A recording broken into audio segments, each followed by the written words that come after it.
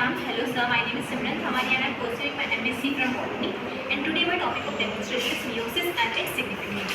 तो हम cell division की बात करते हैं तो दो सेल डिवीजन होता है, एक होता है माइटोसिस और एक होता है मियोसिस। क्योंकि माइटोसिस सोमेटिक सेल्स में होता है,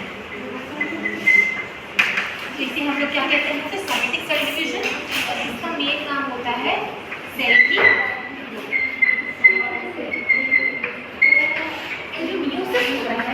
रिप्रोडक्टिव सेल के अंदर होता है। तो इसलिए हम लोग इसका जो मेन काम होता है वो है गैमेट फॉर्मेशन। गैमेट जो होते हैं वो हैप्लॉइड होते हैं और हमारा जो सेल होता है वो होता है डिप्लॉइड। तो डिप्लॉइड से हैप्लॉइड में कन्वर्जन हो रहा है, तो यहाँ क्या हो रहा है, रिडक्शन। तो रिडक्शन हो रहा है, इसलिए हम उसको बोलते हैं रिडक्शन सेल डिवीजन। ठीक है, अब हम लोग थोड़ा हिस्ट्री में जाएं। इसको दिया था ऑस्कर हार्टविग ने 1873 में। ऑस्कर हार्टविग इसकी डिस्कवरी, ठीक है, और इसको एक्सप्लेन किसने किया था, एडवर्ड बॉल। और जो मियोसिस नाम है वो ग्रीक वर्ड से आता है, मियोसिस, जिसका मीनिंग होता है टू रिड्यूस। और ये दिया किसने था, जेबी पार्लर 1905। ये बात होगी उसकी हिस्ट्री।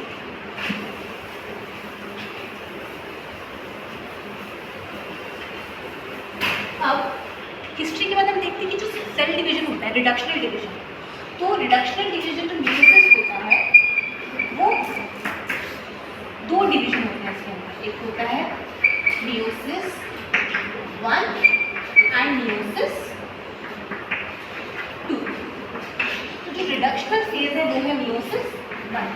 एक्चुअल रिडक्शन कहाँ हो रहा है, मियोसिस 1 में, यानी कि एक डिप्लॉइड सेल से यहाँ पे दो हैप्लॉइड सेल बन रहे हैं।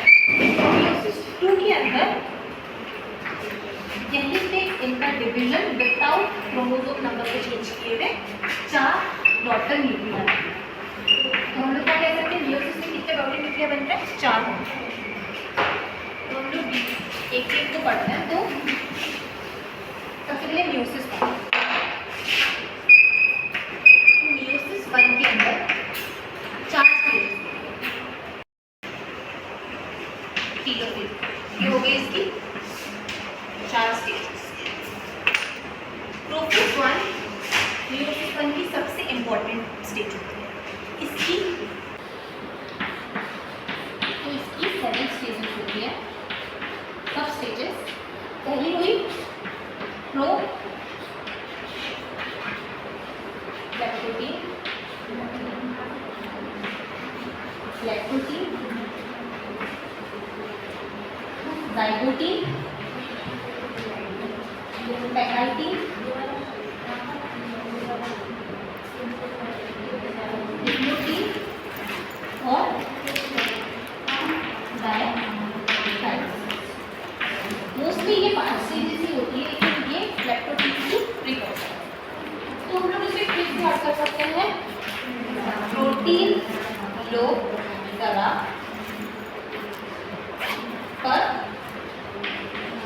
धीरे ठीक, इस तरीके से इसकी सीक्वेंस याद कर सकते हैं। ओके,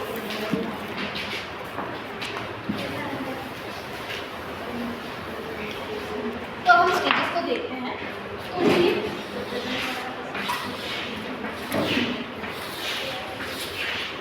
हम प्रोफेज को देखते हैं। तो प्रोलैक्टोटीन जो होता है उसके अंदर होता है प्रो, ये नाम आया कहाँ से, प्रोलैक्टोनेमा। मतलब प्रो का मतलब होता है फर्स्ट थिन थ्रेड। इससे पहले क्रोमोसोम कैसा होगा, एक गुच्छे की तरफ लगा होगा। यहाँ पे कंडेंसेशन हो रहा है, यहाँ पे क्रोमोसोम इस तरीके से थ्रेड में गिरने लग जाए। अब जो लैक्टोटीन है मतलब थिन थ्रेड, तो लैक्टोटीन के अंदर क्या होगा, यहाँ पे हमको सेंट्रोमियर की प्रेजेंस दिखाई देगी। ये होता है सेंट्रोमियर। हमारी 2 स्टेजेस होती है। अब थर्ड स्टेज जो है वो है हमारी जाइगोट। जाइगोट के अंदर क्या होता है कि जो 2 सेल्स हैं वो आपस में करीब आ जाएगी, यानी कि पेयरिंग ऑफ होमोलोगस क्रोमोसोम। यहाँ पे जो मेन स्टेप है वो है पेयरिंग। इसको हम लोग देखो, इसका जो मेन इसका हाईलाइट पॉइंट कहेंगे उसे बोलेंगे सिनैप्सिस।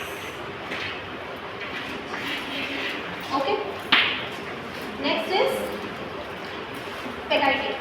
पेकाइटिन जो स्टेज है यहाँ पे इसके बाद से क्या होगा, कंडेंसेशन ऑफ क्रोमोसोम। क्रोमोसोम छोटे होते जाएंगे और मोटे होते जाएंगे, ठीक है, शॉर्ट। यहाँ पे क्या हो रहा है पेकाइटिन स्टेज के अंदर, यहाँ पे क्रोमोसोम जो होगा ना उसका सेंट्रोमियर मिलने लगेगा इस तरह। और किसका फॉर्मेशन हो रहा है, टेट्रा फॉर्मेशन। तो यहाँ का मेजर स्टेप हो गया टेट्रा फॉर्मेशन, सेंट्रोमियर का जुड़ना। और नेक्स्ट इज डिप्लोइड। डिप्लोइड के अंदर मेजर इवेंट होगा वो होगा क्रॉसिंग ओवर, यानी कि ये जो क्रोमोसोम्स हैं उनका जो ये एक क्रोमोसोम जो है वो दूसरे क्रोमोसोम को इस तरीके से कट करेगा एक्स शेप। ये जो एक्स शेप जो यहाँ पे इंटरसेक्शन का पॉइंट इसको हम लोग बोलते हैं कैरिज्मा। तो कैरिज्मा फॉर्मेशन कहाँ हो रहा है, पेकाइटिन स्टेज पे। और क्रॉसिंग ओवर जो होती है दिखती यहाँ पर नहीं, क्रॉसिंग ओवर का स्टार्टिंग यहाँ हो जाता है। तो क्रॉसिंग ओवर होती पेकाइटिन स्टेज में है लेकिन दिखती diploid stage. Now for diakinesis. Diakinesis के अंदर क्या होगा, अब क्रोमोसोम जो होंगे वो अलग अलग होंगे।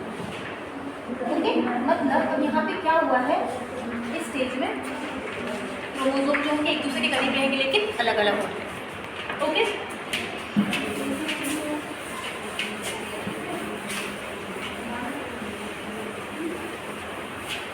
अब आता है हमारा, ये हमारा प्रोफेज 1 खत्म हो गया। एनाफेज के अंदर क्या हो रहा है, अब जो 20 स्टेजेस होती है,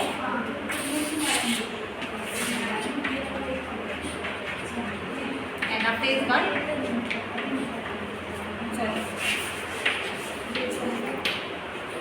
मेटाफेज 1, एनाफेज 1 और टीलोफेज। यहाँ पर जो क्रोमोसोम होंगे वो इक्वेटोरियल प्लेट पे इस तरीके से अरेंज होंगे। इनके आर्म्स कहाँ पर है, पोल्स की साइड, और जो सेंट्रोमियर है वो किस साइड है, इक्वेटोरियल प्लेट। अब जो ऊपर यहाँ पे स्पिंडल फॉर्मेशन स्टार्ट हो जाए, कंप्लीट नहीं होगा, कंप्लीट कहाँ होगा, एनाफेज। एनाफेज के अंदर ये जो इस तरीके से इनका मूवमेंट चालू हो जाएगा अपने स्पिंडल फॉर्मेशन के साथ। जो आर्म्स होंगे वो फेस करेंगे पोल्स की तरफ, और जो सेंट्रोमियर होगा वो इक्वेटोरियल प्लेट की तरफ। टीलोफेज के अंदर हमारे क्या है, अलग अलग जगह जा रहे हैं, तो यहाँ पे पोल्स पे पहुँच जाना चाहिए।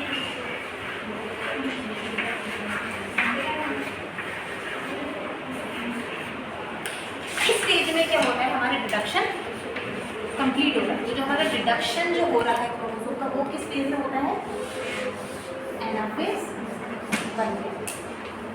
इसके अंदर जो हो रहा है हमारा, प्लेट से पहुंच गए हैं और यहाँ पे न्यूक्लियर मेम्ब्रेन बनना स्टार्ट हो गया।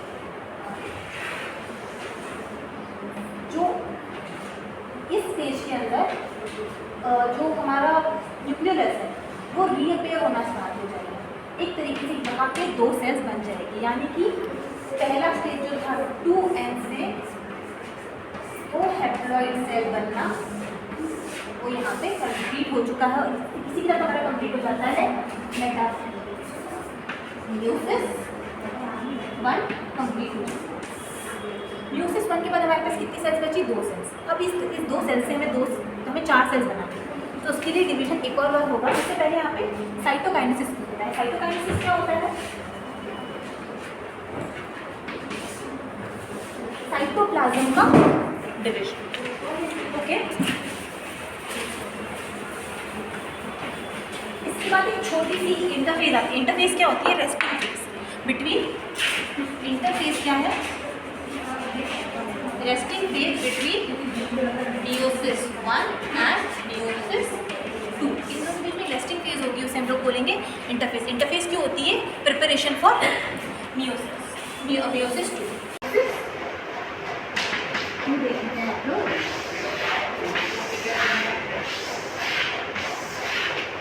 प्रोफेज 2, मेटाफेज 2, एनाफेज 2 और टीलोफेज।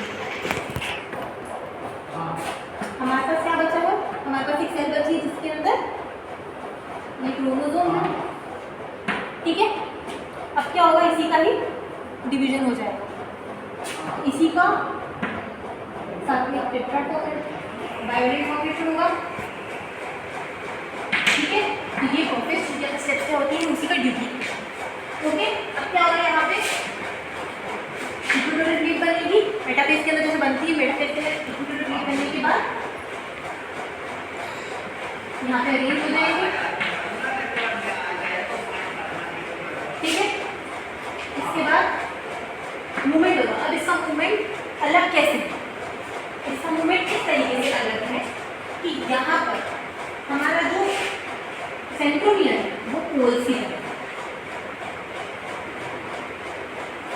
सेंट्रोमियर पोल से है। लेकिन हम लोग जो मेटाफेज 1 के अंदर देखते थे तो सेंट्रोमियर किसी तरफ होता था, इक्विटोरियल प्लेट, ओके। यहाँ पे ये सेंट्रोमियर हो जाएगा, यहाँ पे दो सेल्स बनेगी, न्यूक्लियर प्लेट वापस आ जाएगी, न्यूक्लियर पेयर हो जाएगा, दो सेल्स बन चुके हैं। और इसके बाद क्या होना चाहिए? साइटोप्लाज्म का डिवीजन, यानी कि यहाँ पे वापस से साइटोकाइनेसिस। इस तरीके से हम लोग एक बार रिव्यू कर लेते हैं क्या होता है। 2 से क्या बना? 2 हैप्लॉइड बने और इन हैप्लॉइड का वापस से डिवीजन हुआ, लेकिन नॉन रिडक्शनल था, यहाँ रिडक्शनल था, यहाँ नॉन रिडक्शनल था, तो हमारे पास 4 हैप्लॉइड सेल्स बनेगा, ठीक है। अब हमारी बात आती है कि हम लोगों ने मियोसिस पढ़ा क्यों, मियोसिस की इंपॉर्टेंस क्या है, मियोसिस की सिग्निफिकेंस क्या है। तो सबसे बड़ा मेजर पॉइंट आ रहा है मियोसिस होने का,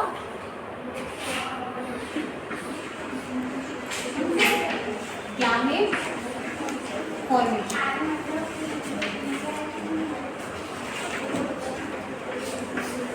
गैमेट फॉर्मेशन, सेक्शुअल रिप्रोडक्शन, जितने भी प्लांट्स, जितने भी एनिमल, जितने भी ऑर्गेनिजम्स होते हैं उसमें हमें हैप्लॉइड गैमेट चाहिए। तो माइटोसिस से तो हो नहीं सकता क्योंकि उसके अंदर डिप्लॉइड ही बनेगा, एक्जैक्टली लाइक पैरेंट ऑर्गेनिज्म, लेकिन यहाँ पे हमें हैप्लॉइड बनता है। सेकेंड, हमें जब कोई इन्हीं गैमेट्स की वजह से हमें एक ऑर्गेनिज्म बना सकते हैं, तो भी मेल और फीमेल गैमेट होंगे ना, तो दोनों अपने कैरेक्टर्स एक नए ऑर्गेनिज्म को दे पाएंगे।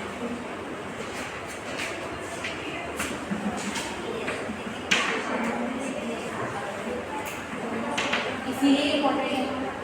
एक जेनेटिक इन्फॉर्मेशन का जो ट्रांसफर होता है वो बहुत इम्पोर्टेंट है। तो जेनेटिक इन्फॉर्मेशन ऑफ ट्रांसफर जो कि बेकाइटिन स्टेज में स्टार्ट हुई थी और डिप्लोडीन में दिखी थी, जेनेटिक इन्फॉर्मेशन का ट्रांसफर फ्रॉम बोथ पैरेंट्स किसकी वजह से होता है? मियोसिस की वजह से होता है। वेरिएशन जो है वो किसकी वजह से आता है? मियोसिस की वजह से आता है। एक हमने स्टेज है देखी थी जाइगोट के अंदर होमोलोगस क्रोमोसोम के बीच में जेनेटिक इन्फॉर्मेशन का ट्रांसफर हो रहा था, क्रॉसिंग ओवर हो रही थी, तो यहाँ पर हमने देखा। लेकिन अगर दोनों नॉन होमोलोगस क्रोमोसोम के बीच में अगर क्रॉसिंग ओवर होती है तो उसे हम लोग बोलते हैं ट्रांसलोकेशन, जो कि एक तरीके का म्यूटेशन। तो म्यूटेशन होगा, तो म्यूटेशन का भी एक अच्छा रीजन है कि मियोसिस की जरूरत है। That's it, thank you.